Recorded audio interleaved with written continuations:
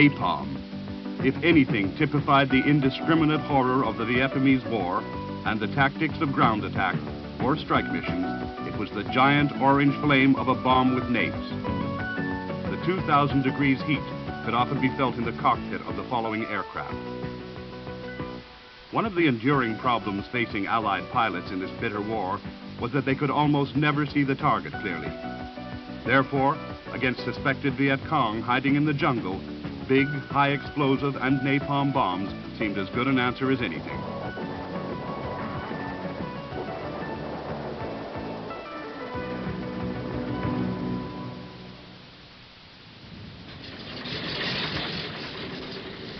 At the start of the war, the U.S. adopted the role of military advisor to the government of South Vietnam. In the Farm Gate program, started in 1962, Vietnamese pilots are taught not only to fly the North American T-28D, an advanced trainer converted to a close support aircraft, but also to go to war in it. Its main weapons were the .50 caliber gun, small bombs, and 5-inch rockets. Based at Bien Ho were USAF Douglas B-26 Invaders. These speedy twin-engined attack bombers dated from World War II, but combined heavy weapon load, good speed, toughness, and long mission endurance. Following their arrival, the crews and aircraft were prepared for action in the skies over Vietnam.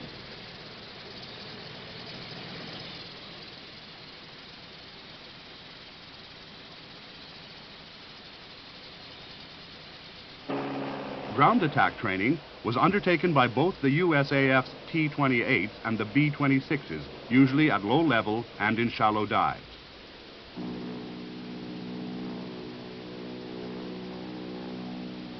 Practice runs continued with the T-28s, using 2.75-inch rockets fired from pods below the wing.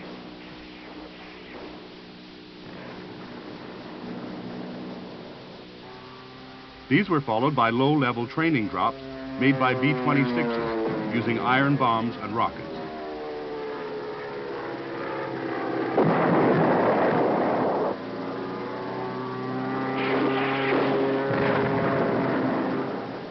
And finally came the dreaded napalm.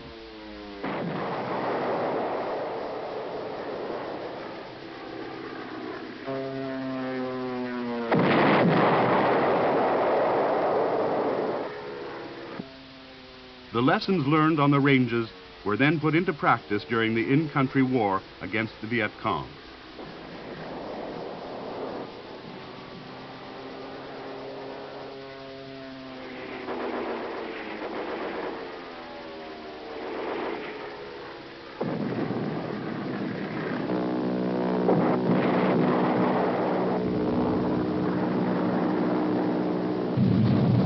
The little Northrop F-5A Freedom Fighter was only used by the U.S. Air Force in a single squadron, deployed to Vietnam in an evaluation role.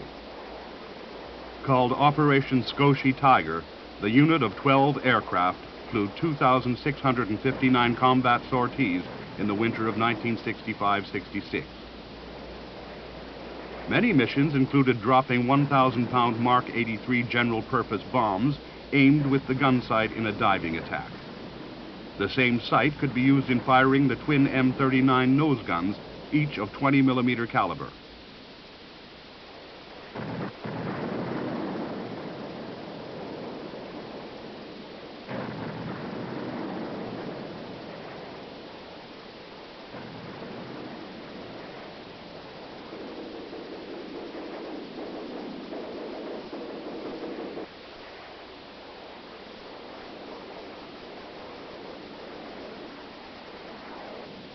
From 1962, Da Nang became one of the chief South Vietnamese Air Force bases, and for more than 10 years, it, like many other airfields, was to grow and grow as billions of dollars were poured into concrete and protective revetment.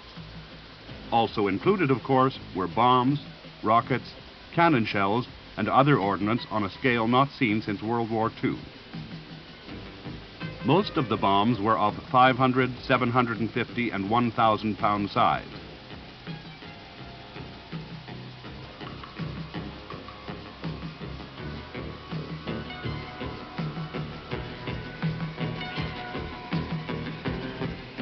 When each bomb is delivered to the air base, it is minus its fuse. The fuses which arm the bomb have themselves to be armed so that they can detonate the bomb's main explosive. The armed fuse is then screwed into the nose, or sometimes the tail, of the bomb, finally being locked and secured by wire.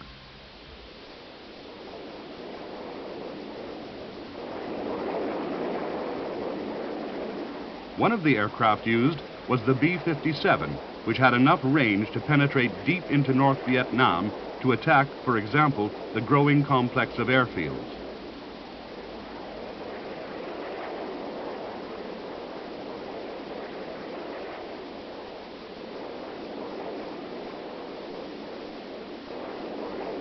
Other targets included the infiltration routes from the north, used by the Viet Cong.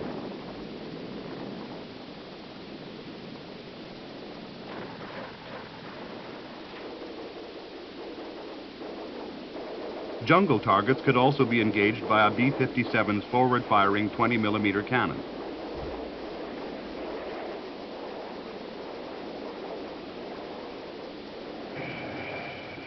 From the earliest days of active U.S. involvement, a major part was played by the carrier-based aircraft of the Navy and Marines, operating from Yankee and Dixie stations.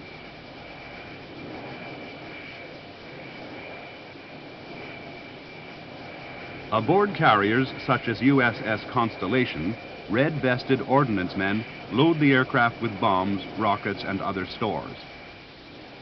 Every man on the flight deck proclaims his job by the color of his vest. Bombs are armed with their fuses and the safety wires attached. These will pull free once the bomb is released from the aircraft.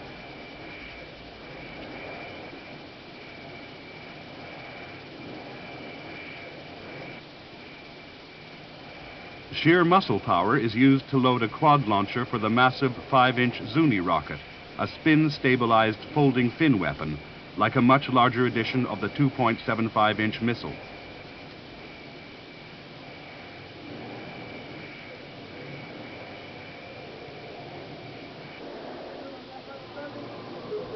The Vought A-7A Corsair II attack aircraft was not even designed in 1964, but the first was flown in 1965, and by 1967 they were flying combat missions in Southeast Asia, setting a speed record for the gestation of a modern airplane.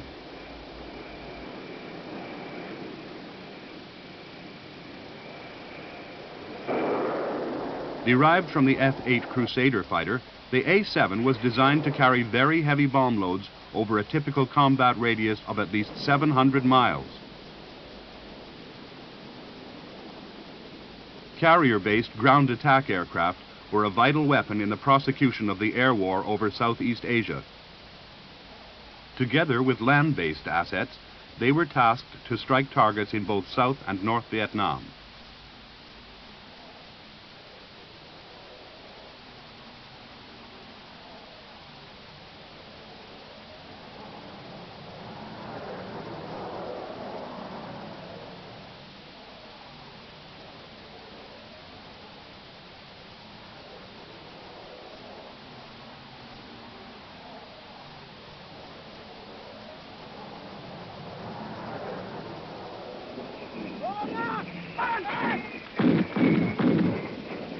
In contrast, the attacking aircraft themselves presented highly visible and clearly defined targets.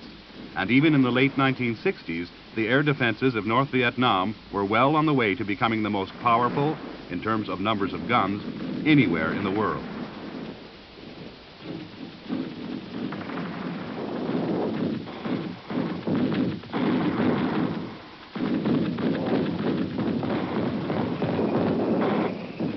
Besides ground emplacements, guns were also mounted on barges and vehicles. The opposition comprised tens of thousands of infantry weapons, plus in calibers from 12.7 millimeter up to 100 millimeters. The guns employed primitive mechanical sights, but the sheer volume of fire meant that occasionally some rounds struck home, resulting in catastrophe for the attacking aircraft. Even today, most low-level attack pilots regard triple anti-aircraft fire with at least as much respect as they do surface-to-air missiles. Nevertheless, during most of the early years of the Vietnam War, it was still possible for the attacking aircraft to fly at quite comfortable heights above the ground, say from 500 to 5,000 feet. From here, for instance, Marine Corps A-4 Skyhawks, using Zuni rockets, could spot the target and then make a prolonged diving attack using the front gun sight in the depressed reticle mode. The Zuni, like other unguided rockets, was not a precision weapon.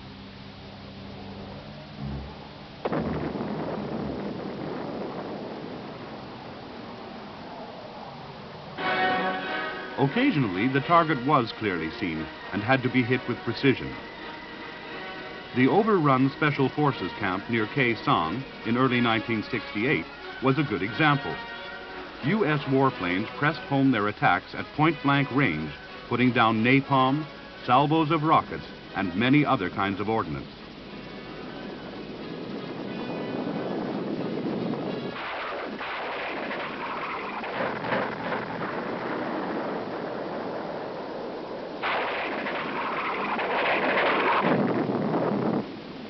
At this time, the Air Force's main tactical reconnaissance aircraft was the McDonnell RF-101C Voodoo, and several were shot down daring missions to ease the pressure on the Khe Sanh garrison.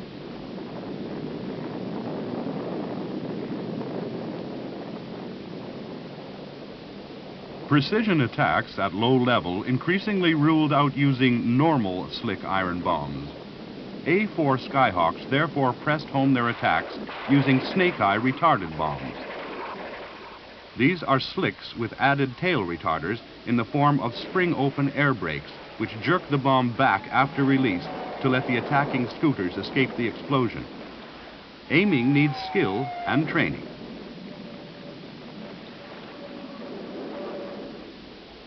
Even so, many aircraft were shot down.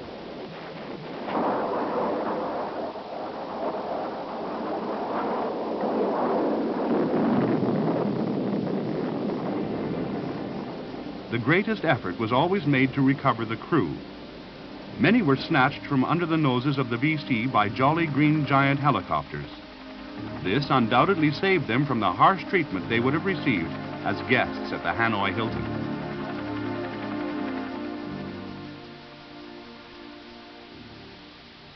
One of the greatest airplanes in Vietnam was the immortal Sky Raider, flown by the South Vietnamese Air Force, the VNAF, and also by the Navy, Marines, and Air Force. As an escorting battle wagon for the Jolly Green Rescue Team, it became known as Sandy, though its common nickname was the Spat. Some were single-seat A1H versions, and others the wide cockpit A1E. The VNAF received considerable numbers of both, as well as a few A1Gs and Js. Their Sky Raiders flew more attack sorties than any other single VNAF type. Most were equipped with 4 20mm guns and could carry at least 4 tons of assorted ordnance on 15 hardpoints. A1H Sky Raiders often worked with an FAC, a forward air controller, who orbited at 95 miles per hour just above the jungle in his vulnerable, unarmored, little Cessna 01E Bird Dog. On the FAC's directions, the Spads would dive to the attack using slick bombs and the 20mm guns.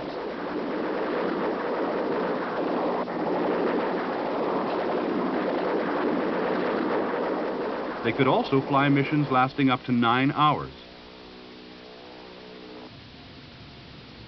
As the enemy defenses grew stronger, so it became increasingly necessary to go in low and fast using snake eyes. These snake eyes are brought out on their jack-up bomb trolley already fused and are loaded onto a Marine Corps F-4 Phantom at Da Nang.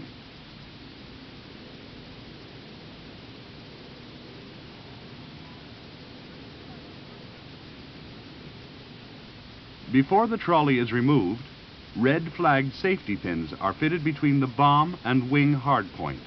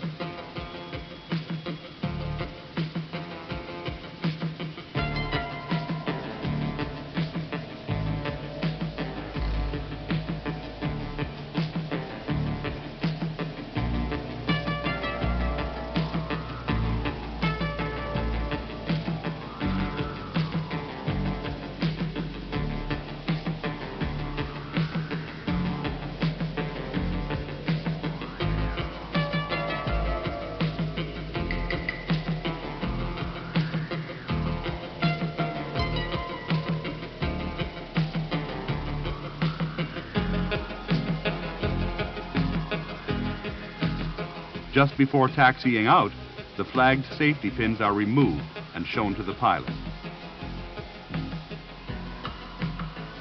The airplanes are parked inside strong, blast-proof revetments, a further sign of the enemy's growing power.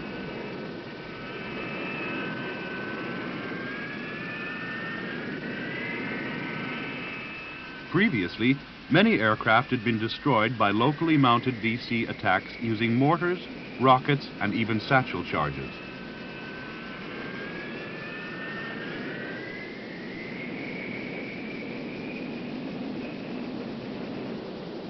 Earlier, the F-4 had often been used as a medium-level bomber, dropping its bombs on the command of an F-4 Pathfinder or a B-66 or other suitably equipped lead ship. Though Snake Eyes were much more accurate, Marine Phantoms also continued to make strafing attacks using gun pods and 2.75-inch rockets.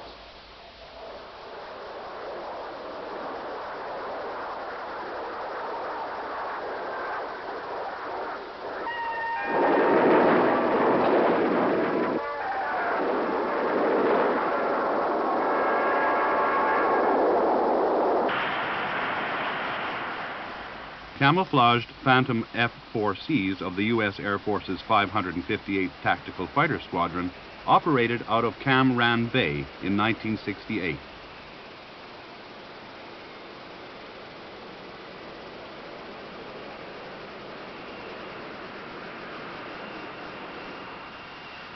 Each mission would normally start with a detailed briefing followed by careful preparation of the aircraft and its ordnance. Engine start would come about halfway through the mission period.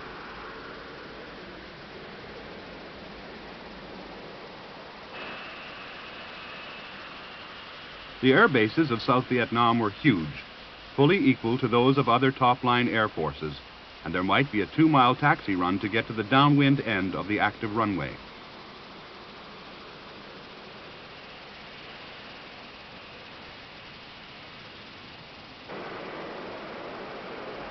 The whole squadron might sit on the runway, awaiting orders to take off and specific targeting instructions.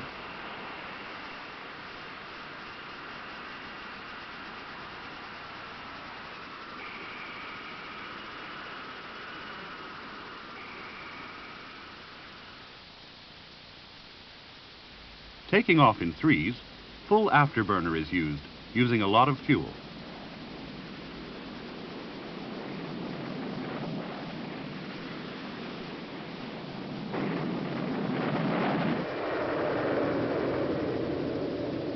At a carefully prearranged location, and without using radio, a rendezvous was made with a KC-135 tanker.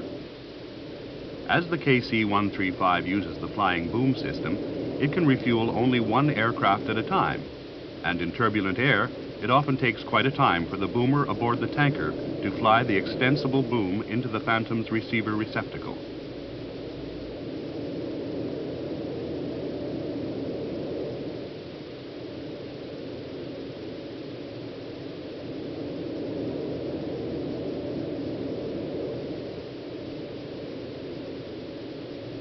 On this mission, as on so many others, the F-4s were tasked with making steep diving attacks on suspected VC targets along one of South Vietnam's rivers.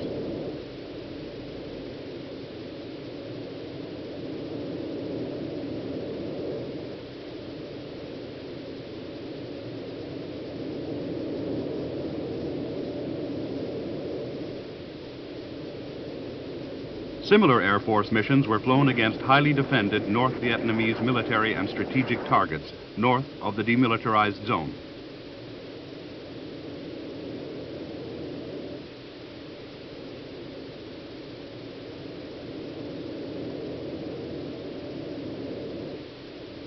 A large explosion and a huge pall of smoke marks a successful strike.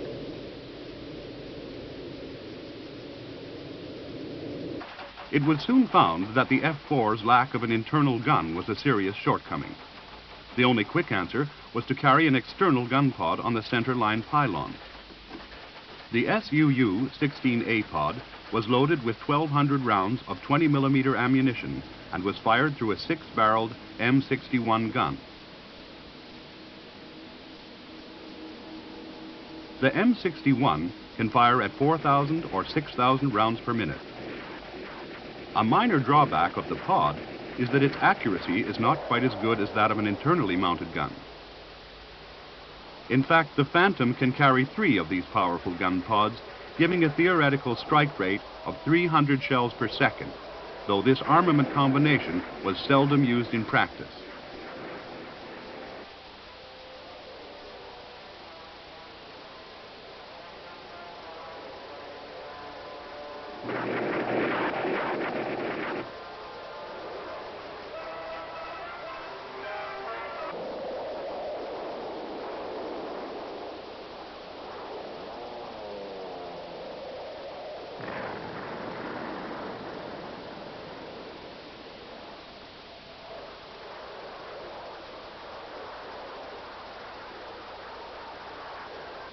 A large proportion of the tactical attack missions flown in Vietnam were intended to disrupt supply along the Ho Chi Minh Trail. This was not one road, but a network, many of the routes passing through neighboring Laos. A number of techniques were adopted to try to stop the supplies getting through, especially the movement of trucks by night. But as was so often the case in Vietnam, the targets were elusive and ill-defined.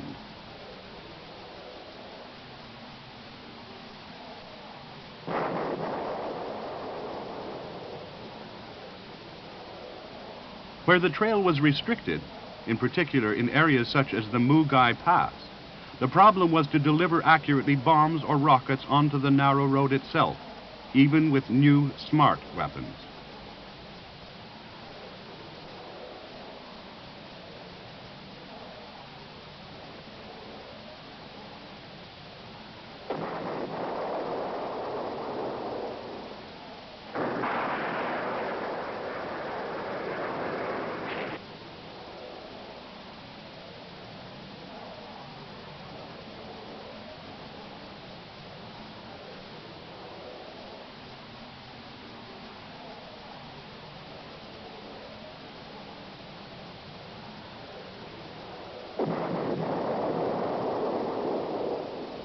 In an effort to stop trucks at night, a completely new kind of attack airplane was invented. The result was the AC-47 Spooky, universally known as Puff the Magic Dragon.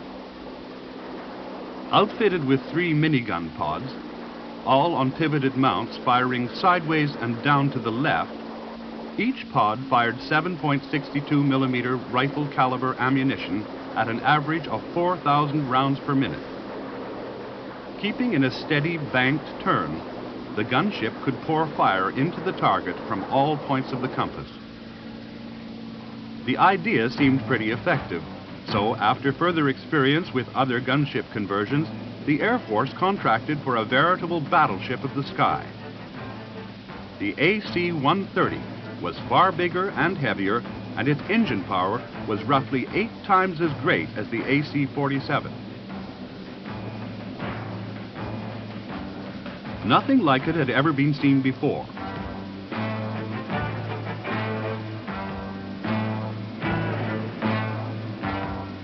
It was, in a way, a high-tech counterpart of the ancient galleons, in that it had batteries of guns pointing out to the side, again to the left, so that they could be brought to bear in a left-hand turn.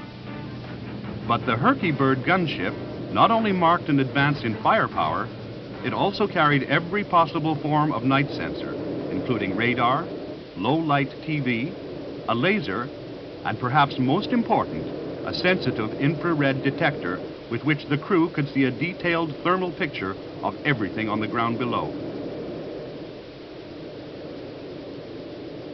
As far as possible, the AC-130s kept above effective small arms range, but their own guns remained highly effective. The first version, the AC-130A, had 4 6-barrel 20mm and 4 7.62 miniguns. Soon the AC-130E arrived, with a pair of 40mm guns. These were versions of the famous Bofors gun, firing high-velocity 2-pounder shells loaded by hand in clips. The final AC-130H version replaced one of the 40s with a massive 105 millimeter howitzer, one of the biggest guns ever routinely mounted in an airplane. In the war-torn Middle East, Israel Aircraft Industries, already familiar with the French-built Mirage, found itself trying to fill a gap caused by France's refusal to supply a batch of Mirages already paid for. The result, achieved in stages, was the Kafir, which is Hebrew for lion cub.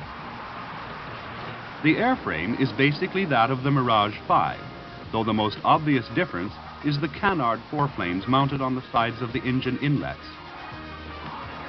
These were added in the C2 version, which has upgraded all Israeli avionics.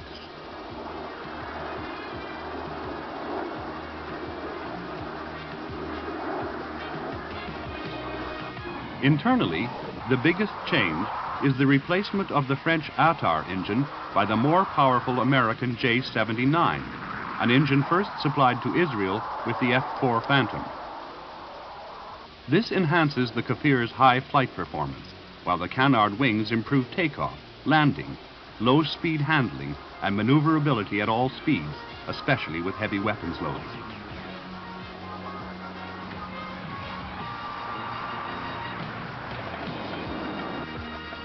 Kafir can carry a diversity of weapon loads, and thanks to its canards, plus small strakes along the nose, modified wing leading edges and other improvements, it can combine heavy loads with good field performance and in-flight agility. Weapons can include Shafrir or Python air-to-air missiles and a wide range of smart laser-guided bombs, Mavericks, Shrike anti-radar missiles, and various anti-airfield dispensers and concrete dibbers for breaking up runways.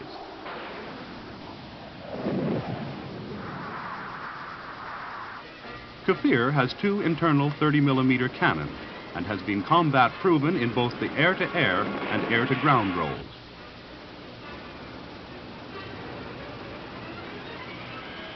A braking parachute is routinely used for landing.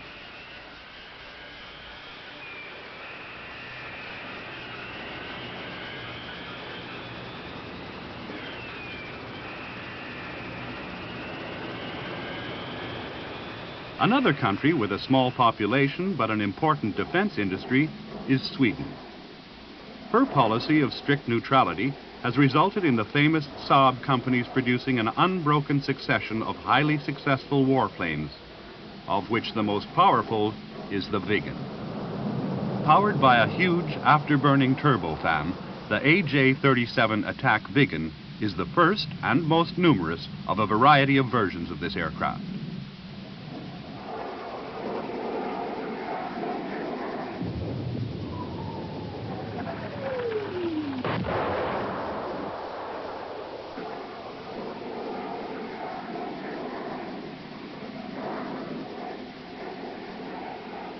From the start, Viggen was designed to operate away from vulnerable air bases, using instead short lengths of highway or roads and other pre-surveyed locations.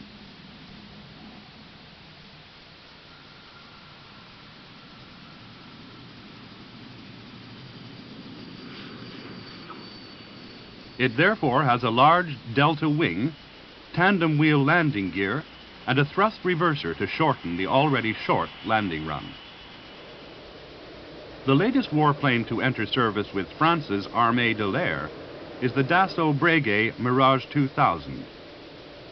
At first glance, it looks as if the designers had gone back to the original tailless delta configuration of the first Mirage flown in 1955, but in fact, the 2000 is a very much more advanced aircraft.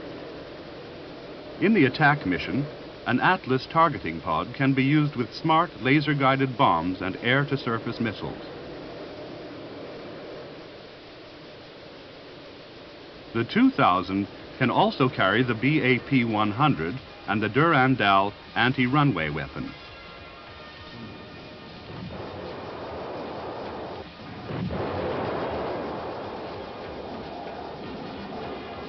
Various unguided rockets can be fired from underwing pods. Also available is the Beluga cluster weapon, which showers the enemy with 151 bomblets. The Mirage 2000 is also tasked with tactical nuclear strike. The Jaguar is very much an attack aircraft. The small wing gives the pilot a less eyeball-shaking ride when attacking at low level and at high speed. The high wing position also enables Jaguars to take off from rough fields and from short stretches of highway. The two European operators of Jaguar are France and Britain.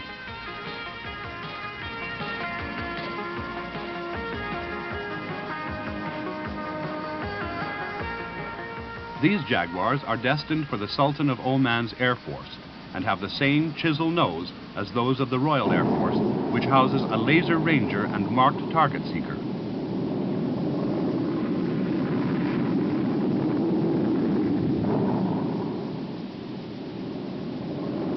On takeoff, the tiny Adour engines are opened up into full afterburn.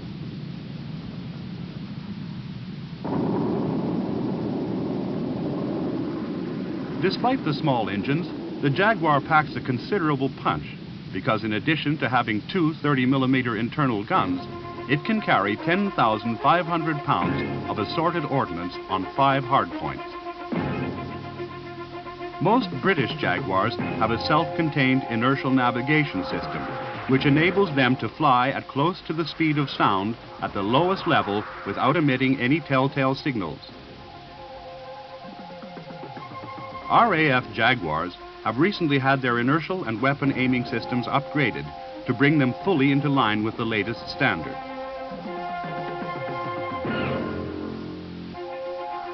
Tough training missions are flown through the glens of Scotland and the valleys of Wales with carefully monitored precision turning points or weapon targets, after which the aircraft can be rapidly prepared for its next mission.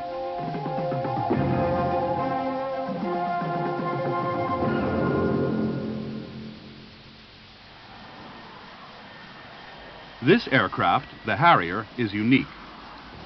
As it is the only modern warplane that does not need an airfield, it could be the only kind of combat aircraft able to survive the devastating opening exchange that might herald or precede any war between the major powers.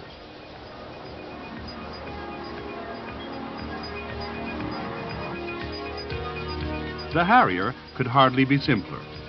The pilot has just one throttle lever, plus a second lever with which he selects the angle of the engine's 4 nozzles, which can be used for vertical takeoff or landing or to assist in a rolling takeoff. The U.S. Marines found that VIFing, vectoring in forward flight, is a remarkable way of making the Harrier perform seemingly impossible maneuvers in a dogfight. RAF Harriers have an inertial navigation system, radar warning system, and a nose laser. There are also 2 30mm cannon and a HUD, a head-up display, to assist in precision aiming of the weapons. It is possible to carry 8,000 pounds of external stores, but about 5,300 pounds is the usual maximum. Because of the Harrier's low fuel consumption, the combat radius is impressive when related to the small fuel capacity and compact size of the aircraft. From the original Harrier was developed the AV-8A and then the AV-8B for the U.S. Marine Corps, much of the redesign being done by McDonnell Aircraft at St. Louis in partnership with British Aerospace. What the Marines wanted was a superior bomb truck. So the AV-8B, or Harrier II, has a much bigger wing with greater lift and a 50% increase in fuel capacity. The new wing also provides room for 7 pylons, or 9 in the case of the RAF Harrier GR5, on which can be hung no less than 17,000 pounds of weapons of almost every conceivable kind.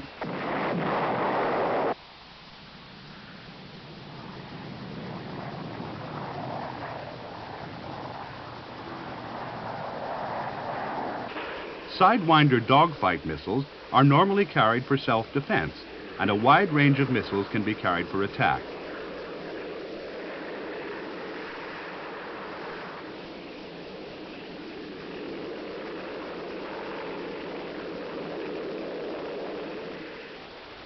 free takeoffs can be made from the flight decks of amphibious assault ships to give close support to Marines going ashore on a hostile beach.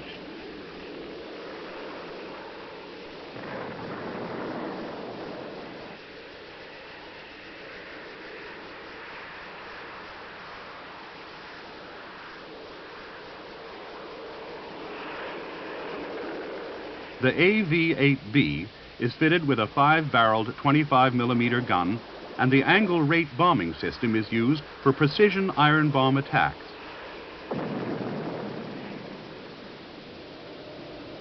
Though a small airplane, Harrier can carry a vast variety of stores over ranges much greater than many bigger aircraft.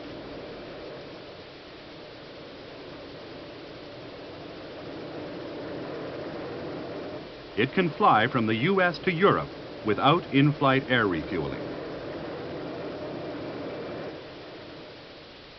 One of the few aircraft that can beat the Harrier II in combat radius, and also beat everything else except for the giant bombers, is the swing-wing F-111. Originally planned as a fighter, it became a superior attack aircraft. Taxiing out of its hardened NATO shelter at Lakenheath in England, this large, streamlined aircraft, a U.S. Air Force F-111F, is designed to fly low and hit hard.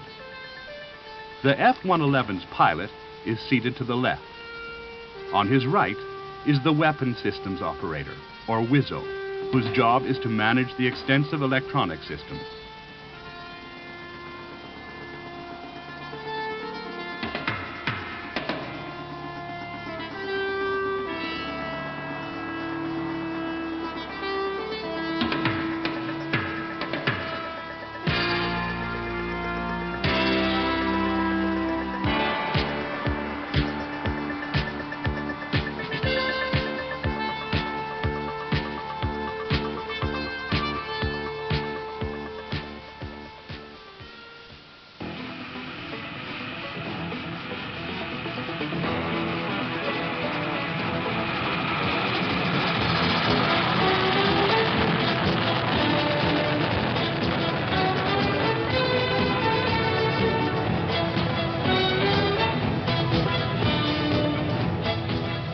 Thanks to a device called terrain-following radar, the F-111 pioneered the modern method of low-level attack, in which the aircraft is automatically made to maneuver, if necessary at full throttle, only just above the ground.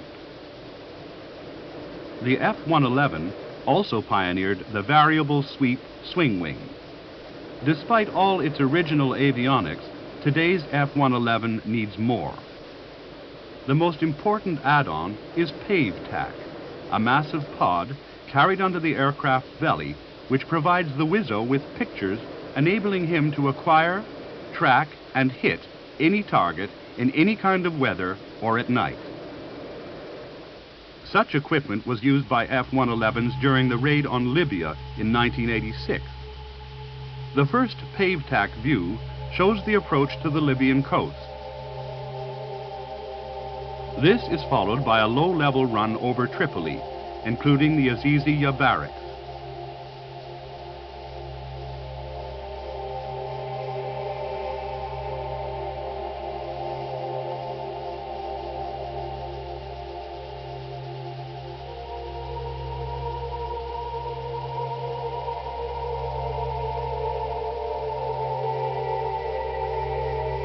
Finally, the PaveTac's FLIR, or forward-looking infrared sensor, picks up Soviet-made Ilyushin-76 transports on the military side of Tripoli Airport.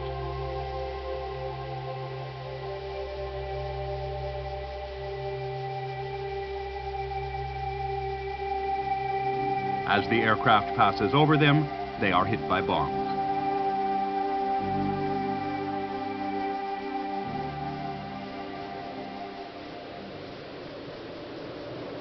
The mighty F-111 can reach out to great distances and drop ordinary slicks exactly on target from a height of 200 feet in a snow blizzard, and that is enough to worry any potential enemy.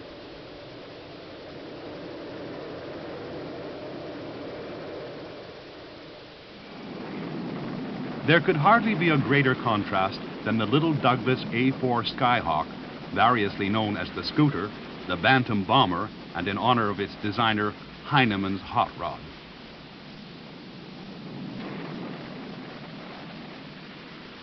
The A4 has a wing so small that it does not need to fold, even though the Skyhawk was designed for carrier operation.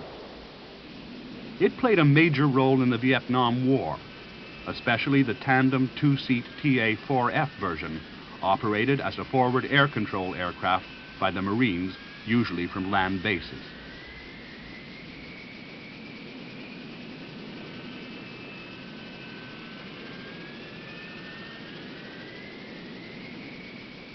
Able to carry a weapon load of up to 9,000 pounds, the A4s mainly used napalm, slicks, snake eyes, and missiles, amongst them 2.75-inch rockets fired from the center fuselage hardpoint.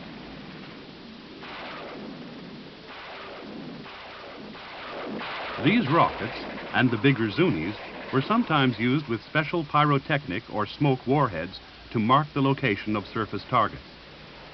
Skyhawks played a major part in the Middle East, flying with the Israeli Air Force, and that country specializes in Skyhawk updates. In the U.S., the latest versions have a head-up display and angle rate bombing system for much better accuracy in weapon delivery. Apart from the dedicated Marine Forward Air Control version, the twin-seat OA-4M, the Skyhawk has no place in the frontline strength of U.S. forces, but it is still very important in many other countries.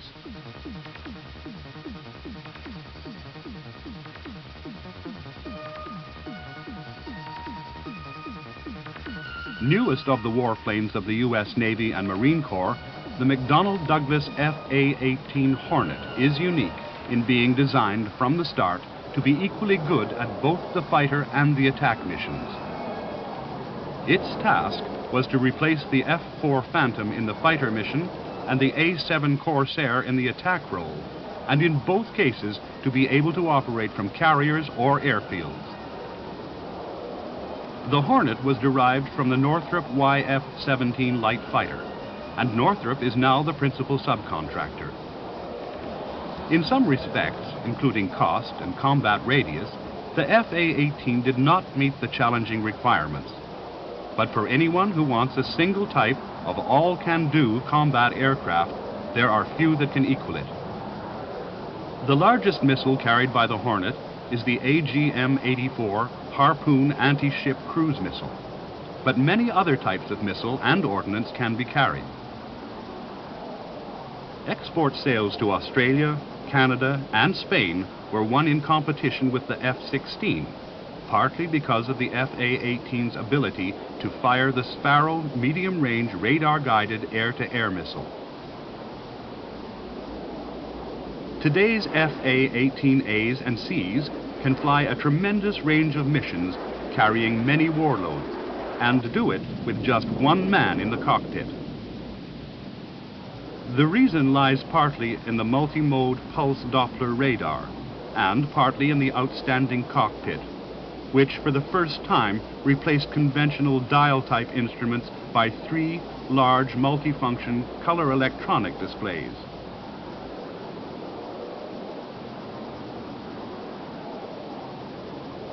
Up to 17,000 pounds of weapons or tanks can be carried on 7 pylons. There is also provision for Sidewinder air-to-air missiles on wingtip rails.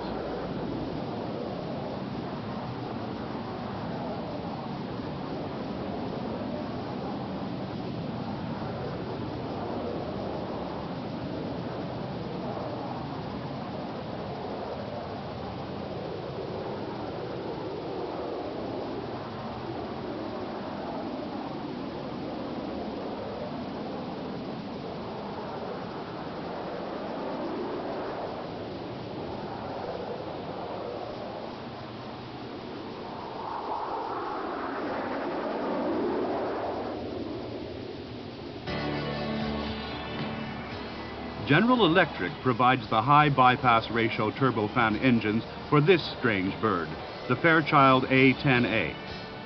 The A-10 is officially the Thunderbolt II, but is more commonly called the Warthog. It is a dedicated killer of tanks, and contains the most powerful gun ever built into an aircraft. The GE Avenger cannon, officially the GAU-8A, fires the most powerful 30mm ammunition ever made. A special loader is needed to crank the rounds aboard the aircraft. Other stores can include 2.75-inch rockets.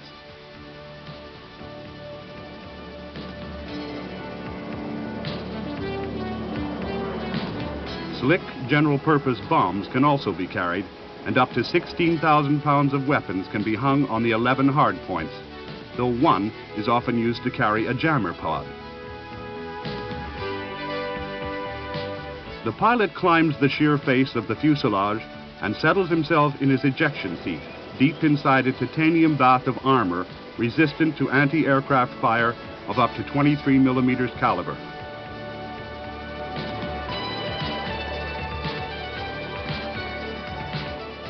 On takeoff, the wide-span, unswept wings overcome the weight after a short run and, once airborne, provide enough lift for sustained maneuvers at the lowest possible level.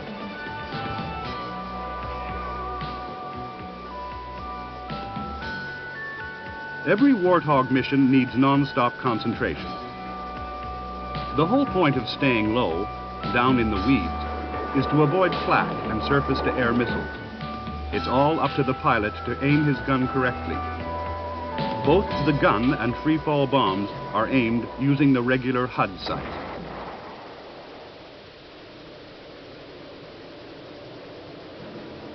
A simple laser seeker is carried for tracking targets designated by friendly troops, but it is frankly admitted that the A-10 was designed to a cost and does not have all the avionic aids that would be needed to fight at night or in adverse weather in Central Europe.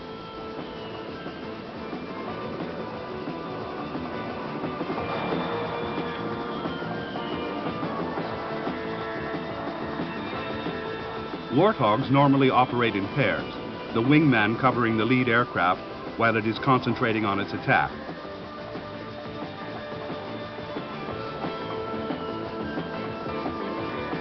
The twin power plants are situated high on the fuselage above the wings, which help to shield the engines from heat-seeking surface-to-air missiles.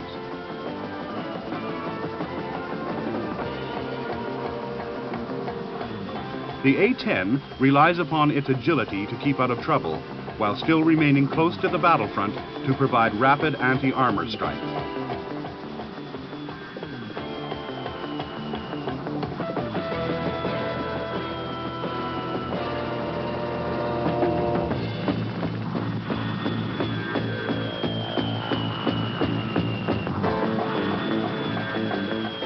Most air-to-surface guided weapons, including the Maverick missile, can be carried aboard the A-10, and accurate attacks are ensured with the onboard electronic systems.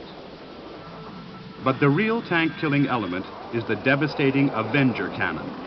The Thunderbolt II can carry 1,200 rounds of ammunition. Each is the size of a milk bottle and fires a shell containing a core of depleted uranium able to punch through the armor of a battle tank. These shells can be spewed out at the rate of 2,100 or 4,200 per minute. In every sense, the A-10 flies low and hits hard.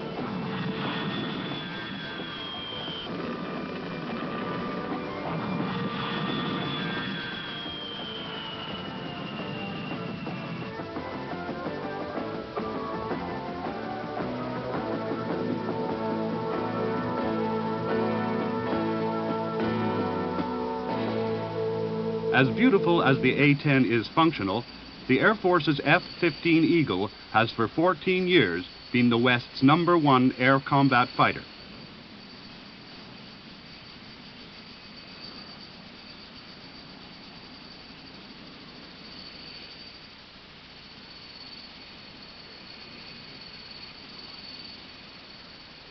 It was so carefully designed as a one-mission aircraft that the Air Force's battle cry was, "Not a pound for air to ground."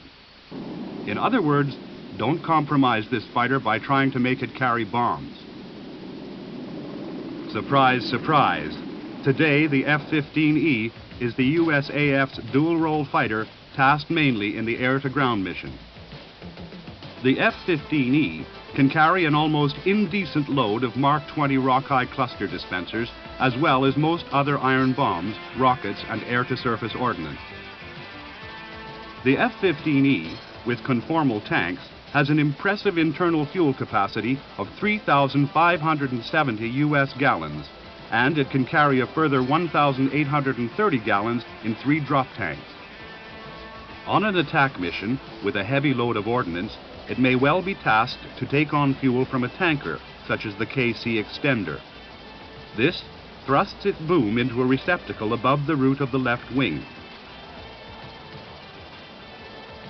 Today, the E version is in full production, not least of its features being a completely new cockpit for a crew of 2, with new multifunction displays which in most respects are similar to those of the European Tornado.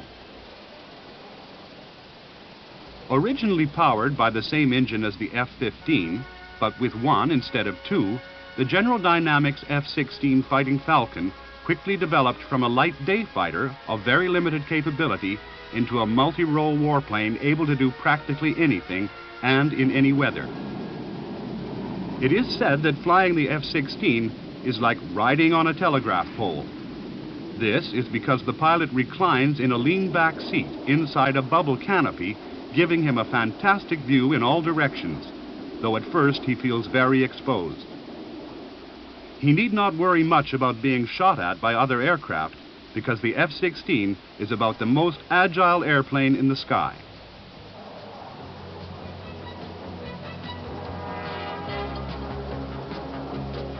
Early versions had an M61 gun and sidewinders, but it was soon realized they could also carry a bomb load of 12,000 pounds on 7 hardpoints.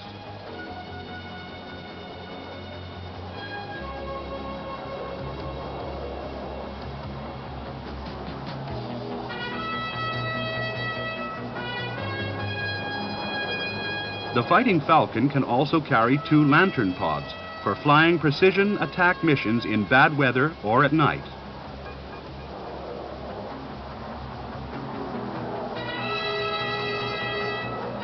One of these pods contains a forward-looking infrared receiver which feeds a high-resolution thermal picture of the terrain ahead into the pilot's HUD. Here we see what the pilot sees, and it makes no difference if it is a moonless night or dense fog. He can see the terrain ahead just the same.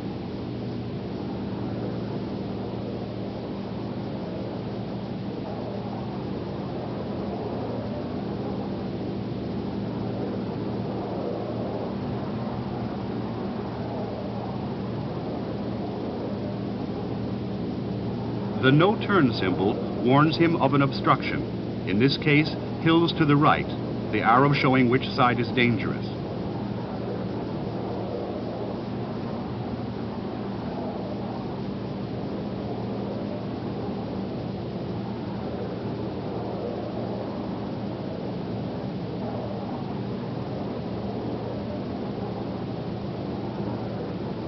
If he is at really low level, it will not be long before he gets a pull-up signal, which tells him there is an obstruction ahead.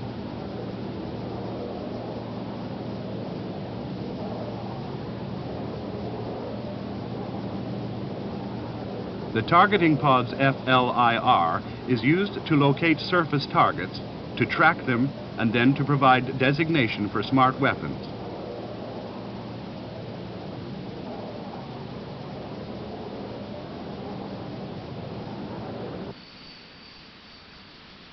The Tornado Interdiction Strike, or IDS, epitomizes the very latest capability in flying low and hitting hard.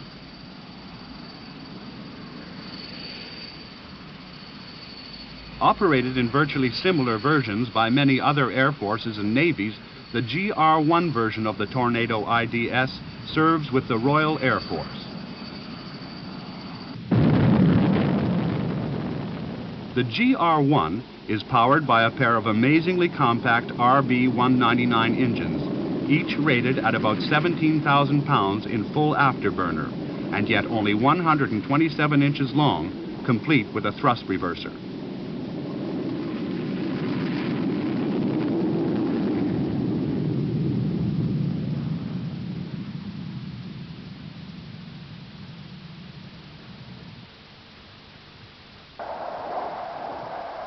Tornado can certainly fly lower than any other aircraft in the world. It can also carry a heavier load of more types of weapon than any other attack aircraft and can deliver these with greater accuracy. It can therefore certainly hit hard. In the unloaded or clean condition, it can fly low at a higher speed than any other aircraft. At a pinch, it can fly 800 knots. That's 902 miles per hour at 60 feet. That's the kind of performance you need today to avoid getting shot down. In the nose is a multi-mode radar and a terrain-following radar. Other features include variable sweep swing wings, an inertial navigation system, fly-by-wire flight controls, and the best low-level ride qualities of any warplane in service anywhere. Even at 800 knots, at treetop height, the pilot and navigator can sit in comfort, working at full efficiency. Tornado can carry up to 10 tons of ordnance, but normally carries a mix of about 5 tons, plus tanks, a chaff pod, and a jammer pod.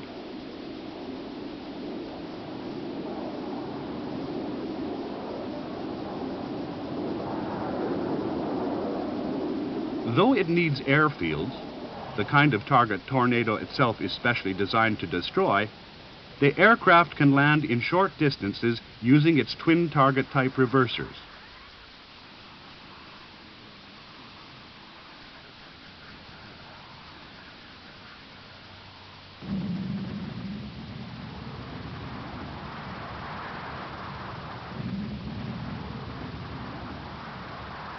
On takeoff, its outspread wings with high lift slats and flaps can get it quickly off the ground.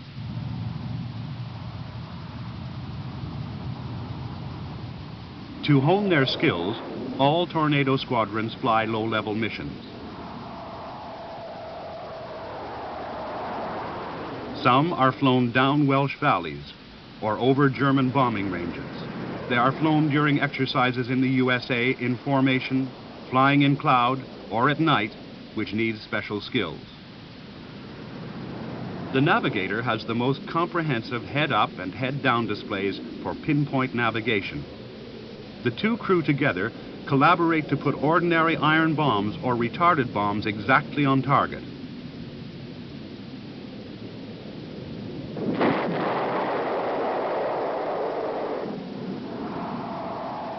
Normally, the navigator puts the bombing pipper or aiming box on the target in the radar display, and the computer will release the bombs at the right instant. If the target does not show on radar, you fix the target's exact position in relation to an obvious point nearby that does show, and make an offset attack.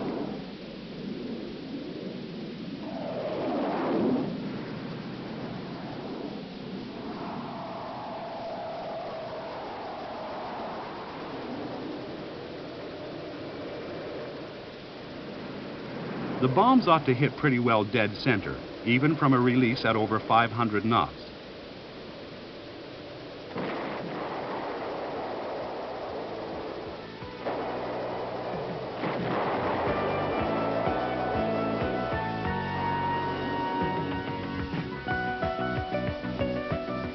One is reminded of what an F-111 pilot said years ago.